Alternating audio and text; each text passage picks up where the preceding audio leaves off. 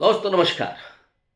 राजनीति में जो होता है वो दिखता नहीं है और जो दिखता है वो होता नहीं है। उत्तर प्रदेश की राजनीति में इस समय हंगामा बरपा है। एक तरफ समाजवादी पार्टी के राज्यसभा सांसद रामजी लाल सुमन का बयान है राणा संगा को लेकर के, तो दूसरी तरफ राजपूत और ठाकुरों की करनी सेना का आगरा पर कूच करने का फिर से ऐलान है। करनी सेना ने कहा है कि 12 तारीख को हम फिर आगरा पहुंचेंगे। आपको याद होगा कि पिछले दिनों जब रामजी लाल सुमन ने राज्यसभा में औरंगजेब और बाबर को लेकर के मुसलमानों को लगातार प्रताड़ित करने, उनका पैशाचीकरण करने को लेकर के सवाल उठाते हुए इतिहास के उस प्रसंग को कहा था और राणा सांगा को गद्दार कह दिया था कि अगर बाबर इस देश में आक्रमणकारी है तो बाबर को बुलाने वाला गद्दार क्यों नहीं होगा। इस बयान के बाद जो हंगामा बरपा वो पूरा देश उसका साक्षी है। रामजी लाल सुमन की जवान काटने पर इनाम घोषित हो गई। उनको मारने के लिए, उनके घर पर हमला करने के लिए करनी सेना पहुंच गई उसी दिन जिस दिन खुद योगी आदित्यनाथ कुछ दूरी पर ही थे। समाजवादी पार्टी ने, खुद रामजी लाल सुमन ने ऐलान कर दिया है कि वो इस पर झुकेंगे नहीं। अखिलेश यादव का बयान है कि ये हमला रामजी लाल सुमन पर नहीं, ये समाजवादी पार्टी के सांसद पर नहीं बल्कि एक दलित सांसद पर है। करनी सेना को ये हिम्मत इसलिए मिली क्योंकि रामजी लाल सुमन एक दलित है।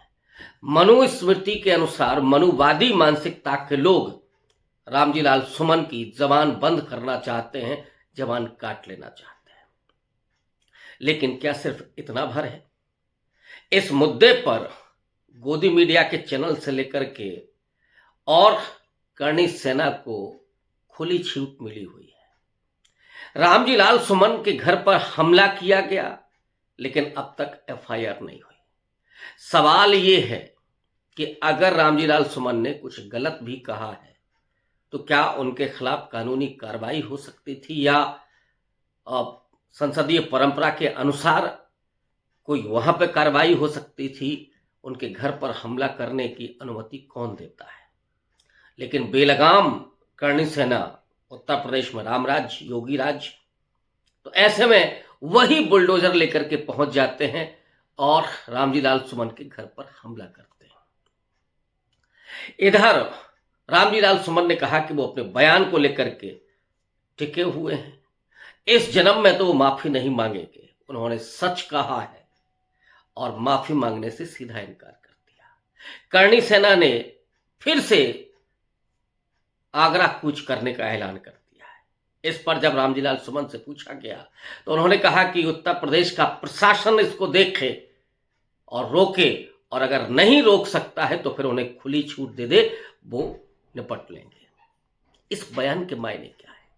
मैं इसी की पड़ताल करने के लिए आज आपके सामने हूं। क्या ये बयान सियासत की नई उठापटक के लिए है? क्या ये पूरी स्क्रिप्ट है? ये स्क्रिप्ट क्या है? क्या इस स्क्रिप्ट में योगी आदित्यनाथ की विदाई होनी है? इस पर करेंगे पड़ताल, पूरी पड़ताल, और अंत तक जरूर देखिए क्योंकि ये एक्सक्लूसिव है और ये जो मुद्दा है वो इतना हल्का नहीं है। इसके पीछे और भी चीजें हैं जो मैं आपसे शेयर नहीं कर सकता कि रामगोपाल यादव ने अमित शाह के हाथ में क्या पर्ची में लिख करके दिया। ये चूंकि अभी मेरे पास सबूत तो है लेकिन मैं उनका उद्घाटन नहीं कर सकता, इसलिए नहीं करूंगा। लेकिन ये स्क्रिप्ट है क्या? क्या इससे योगी आदित्यनाथ की कुर्सी पर खतरा है जिसको वो समझ नहीं पा रहे हैं?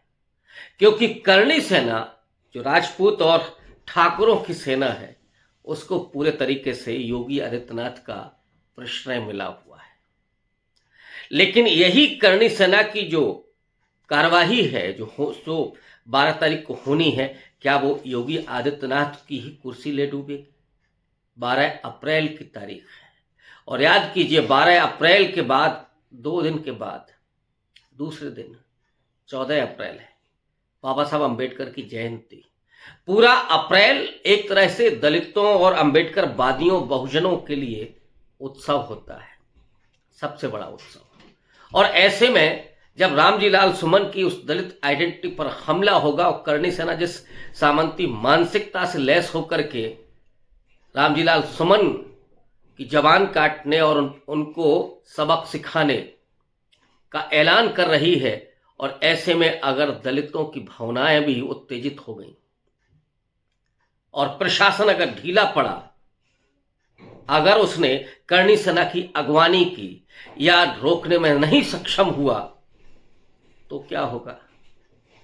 कहीं ऐसा ना हो कि दलितों और राजपूतों के बीच, और मैं फिर से दोहरा रहा हूं कि यह अप्रैल का महीना होगा, और अप्रैल में रामजी लाल सुमन को छू देने का मतलब है कोहराम आना, क्योंकि पूरे देश का दलित वो उस समय बाबा साहब अंबेडकर की जयंतियां मना रहा होगा। सीधे तौर पर उस गुलामी से मुक्ति का जो सपना मिला, जो साधन मिला, जो संविधान मिला, उन बाबा साहब अंबेडकर को वो याद कर रहा होगा, और ऐसे में किसी भी सामंती आक्रमण का मुकाबला करने के लिए सामने आ सकता है।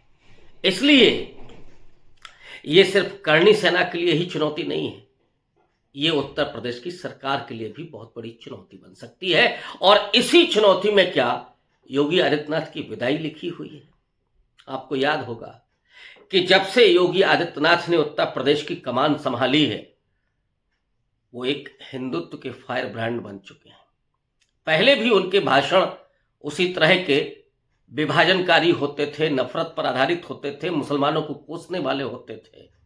लेकिन मुख्यमंत्री बनने के बाद जो उनकी कार्य योजनाएं हैं, अभी फरमान आया कि नवरात्रि में कहीं भी मांस की बिक्री नहीं होगी, अवैध बूछड़खाने हटा दिए जाएंगे, और इस फरमान के जरिए मुसलमानों की दुकानों को निशाना बनाया जाएगा, मुसलमानों को टॉर्चर किया जाएगा। ये सब जानते हैं।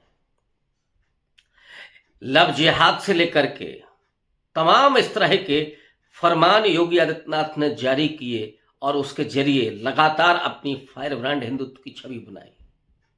तो दूसरी तरफ नरेंद्र मोदी हैं, जो गुजरात से जब चले थे तो उनकी भी यही छवि थी, हिंदू हृदय सम्राट की, लेकिन इतनी आक्रामक संभवतः नहीं थी। उन्होंने कभी इस तरह के फरमान जारी नहीं किए। और योगी आदित्यनाथ और दिल्ली के बीच में लगातार कशमकश जारी है। नरेंद्र मोदी ने, अगर आप पिछले 2-3 साल को देखें, तो जितने भी मुख्यमंत्री नियुक्त किए हैं उनमें से किसी की कोई हैसियत नहीं है। पर्ची वाले मुख्यमंत्री बनाए जा रहे हैं, चाहे वो राजस्थान के भजनलाल शर्मा हो या मध्य प्रदेश में मोहन यादव। अभी दिल्ली में रेखा गुप्ता चुनी गई हो, या छत्तीसगढ़ में मुख्यमंत्री, उड़ीसा में मुख्यमंत्री, क्या किसी ने नाम सुना है उनका? कोई कद है उनका? मध्य प्रदेश से शिवराज सिंह चौहान की विदाई ये कह रही थी कि अब उन्हें इस तरह के कद के व्यक्ति बर्दाश्त नहीं। लेकिन योगी आदित्यनाथ लगातार मजबूत होते चले गए, जो आज गुजरात लॉबी की आंख का कांटा है, किरकिरे हैं। और योगी आदित्यनाथ भी लगातार दिल्ली की तरफ कूच कर रहे हैं। कोशिश गुजरात लॉबी की है कि योगी के रथ को नोएडा से ही वापस कर दिया जाए। वो योगी जो पिछले दिनों ऐलान कर चुके हैं कि वो तीसरी बार मुख्यमंत्री नहीं बनना चाहेंगे। वो योगी आदित्यनाथ ये कह चुके हैं कि वो दिल्ली जाना पसंद नहीं करेंगे उस रूप में कि उनको गृह मंत्री या उनको रक्षा मंत्री बना दिया जाए, उस रूप में जाना नहीं पसंद करेंगे। वो गोरखपुर जाना पसंद करेंगे, मंदिर जाना पसंद करेंगे, भगवान की सेवा करना पसंद करेंगे। ये, और इधर केशव प्रसाद मौर्य जिस तरह से अपने दरबार में लोगों को बुला रहे हैं, उनके यहाँ विधायकों की भीड़ बढ़ रही है, वो बहुत कुछ कह रही है। ये सब जानते हैं कि अमित शाह और योगी आदित्यनाथ के बीच 36 का आंकड़ा है। नरेंद्र मोदी दूसरे तरह के राजनेता है, उनके लिए उनकी सत्ता और उनकी कुर्सी महत्वपूर्ण है। वो चाहते ये हैं कि उनके उत्तराधिकारी के रूप में अमित शाह हों, लेकिन इस बिना पर वो कभी नहीं इसके लिए जिद करेंगे कि उनकी कुर्सी रहेगी या जाएगी।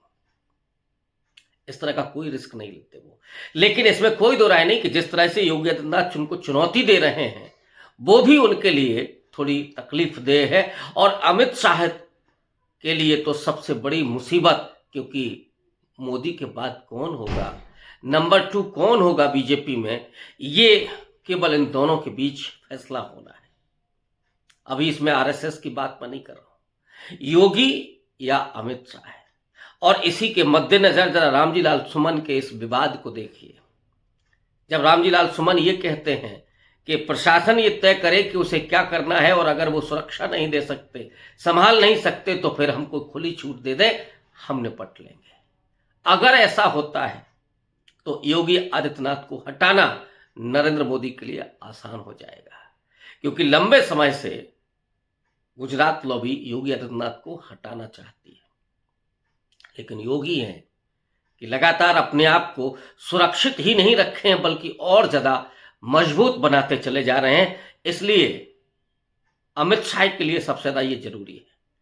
तो कहा यह जा रहा, जो स्क्रिप्ट लिखी हुई दिख रही है कि ये सारा खेल रचा गया है और 12 अप्रैल को योगी आदित्यनाथ ने अगर सही तरीके से काम ना लिया, अगर उन्होंने प्रशासन को आदेश नहीं दिया और करणी सेना को नहीं रोका, दलितों और राजपूतों के बीच में अगर संघर्ष हो गया तो यह संघर्ष सिर्फ आगरा तक सीमित नहीं रहेगा, ये संघर्ष और भी व्यापक पैमाने पर जा सकता है। और अगर ऐसा होता है तो फिर योगी आदित्यनाथ की कुर्सी जाना तय है। कुंभ में जो भगदड़ हुई, जो मौतें हुई, जो बदइंतजामी हुई, उससे तो योगी आदित्यनाथ अपने आप को बचा ले गए। लेकिन ये इशू होगा दलितों का, और दलित जो सीधे तौर पर उस अंबेडकर माह में अगर खड़े हो गए करणी सेना के खिलाफ, तो फिर नरेंद्र मोदी को, आरएसएस को भी समझाना आसान होगा कि दलितों के भीतर जो गुस्सा पैदा हो रहा है, उस गुस्से के कारण पूरा हिंदुत्व की राजनीति डिस्टर्ब हो रही है। इसलिए योगी आदित्यनाथ को विदा किया जाना चाहिए। और यही वो स्क्रिप्ट है जिसमें सपा और भाजपा दोनों एक साथ, अखिलेश यादव को भी इसमें फायदा है। बीजेपी के लिए तो अखिलेश यादव की पीडीए राजनीति इस समय बड़ी मुसीबत में है, और योगी आदित्यनाथ अगर हटते हैं तो बीजेपी के लिए भी थोड़ी सहूलियत होगी। हो सकता है कि फिर केशव प्रसाद मौर्य मुख्यमंत्री हो, यानी पीडीए की काट के लिए कोई ओबीसी का मुख्यमंत्री हो। लेकिन अगर योगी आदित्यनाथ इसी तरह से अपनी छवि बरकरार रखते हैं, चूंकि उनकी लोकप्रियता दलितों के बीच में ही ज्यादा है और इस मुद्दे से उनकी दलितों के बीच में लोकप्रियता खराब की जा सकती है, कमजोर की जा सकती है, और दलितों को बीजेपी के खिलाफ सीधे तौर पर खड़े हुए दिखाया जा सकता है। इससे योगी आदित्यनाथ को हटाना बेहद आसान होगा। और ये कह करके कि हिंदुओं के बीच में ही टूट पैदा हो रही है, फूट पैदा हो रही है और योगी आदित्यनाथ नहीं संभाल पाए हैं, लिहाजा आप दिल्ली चलिए और यहाँ प्रशासन किसी और को संभालने दीजिए। शासन सत्ता किसी और के हाथ में दी जाएगी और इसका फायदा अखिलेश यादव को भी मिल सकता है। लेकिन देखना ये है कि ये स्क्रिप्ट कितनी दूर तक जाती है। मसला अब केवल 12 अप्रैल पर है कि 12 अप्रैल को योगी का क्या कदम होता है। शुक्रिया, धन्यवाद।